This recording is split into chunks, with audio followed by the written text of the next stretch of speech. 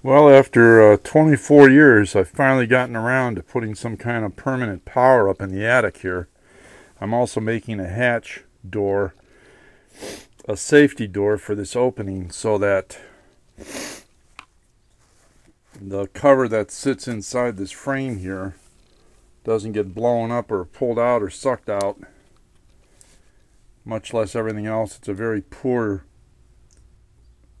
situation for having a hatch. It's just a flimsy piece of plywood over there that fits in here, and I'm going to put a hinged opening up along this edge of 1 inch surface plywood. And meanwhile, I want to get another form of lighting up here other than having to run extension cords up here, which I've been doing forever because I have to reach this air conditioning unit that's sitting behind me here to take care of it every year. There's no other power up here, and I had to tap into a closet pull chain fixture to do this, which I had done in the past, but we ran a dedicated circuit to the bathroom, which is over there. Anyway, without having to constantly run cords up here and plug things in, and I'll put another fixture up here via an octagon box that I have here for a pull chain. Make it very convenient to come up here and turn a light on, since it's not that easy otherwise. Here's the wiring so far. I've already completed the work down below.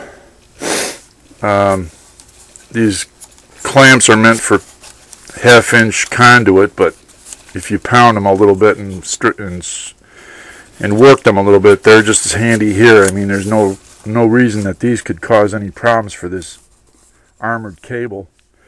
I've done a lot of armored cable over the years, principally 40 years ago in a different house, so I like using it. It's much safer than Romex, in my opinion. Anyhow, I've mounted an outlet box up here that will also provide a handy place to plug portable tools and other light accessories in here, so that you could go up and go into the corners of this place, which I've had to crawl into in the past, namely this way. Over time, we've stored a lot of different things up here. There's a old dining room heating fixture sitting over under those pipes, a hot water fixture that fairly long. It's probably almost 20 feet long. A good spare. Some stove pipe from various furnace repairs that I've done.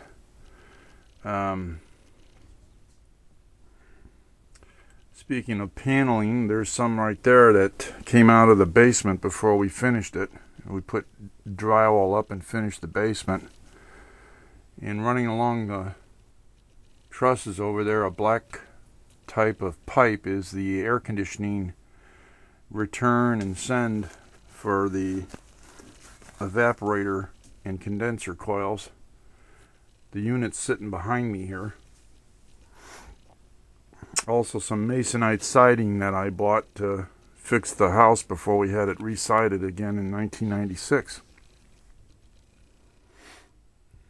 Up here is the air conditioning system. There's lots of ductwork to navigate and get around, along with the trusses. It's not an easy place to work. I hate it. You know, I never thought I'd see the day where you could bend open armored cable. That's how thin the metal is now. You used to have to actually saw a joint, usually on the high side with an hacksaw, to actually get this open. Now I just twist the whole cable with my hands in reverse, both hands with reverse, and it opens a joint. And then you can get a snippers in there and cut this open. Couldn't do that 40 years ago. After using a snippers to cut this open, I'm able to separate this wire and cut off a piece I need.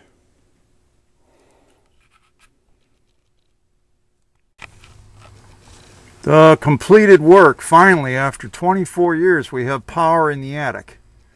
We have a duplex here which serves to plug in a fluorescent light, which I've had up here for eons. And the lower part would serve as a power outlet for whatever tools I need to use up here.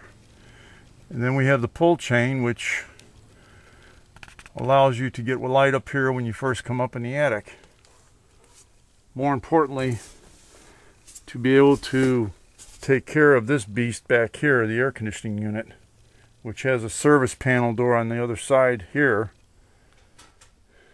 Very tight working quarters. Tough to move around up here, plus it gets very hot. I try to never come up here unless the temperature and the day is cloudy, which it was up until about 1 o'clock today, and now it's getting warm up here because the sun's out. And this is on a cooler day. The air temperature is only about 60 degrees, if that, and it's still warm up here.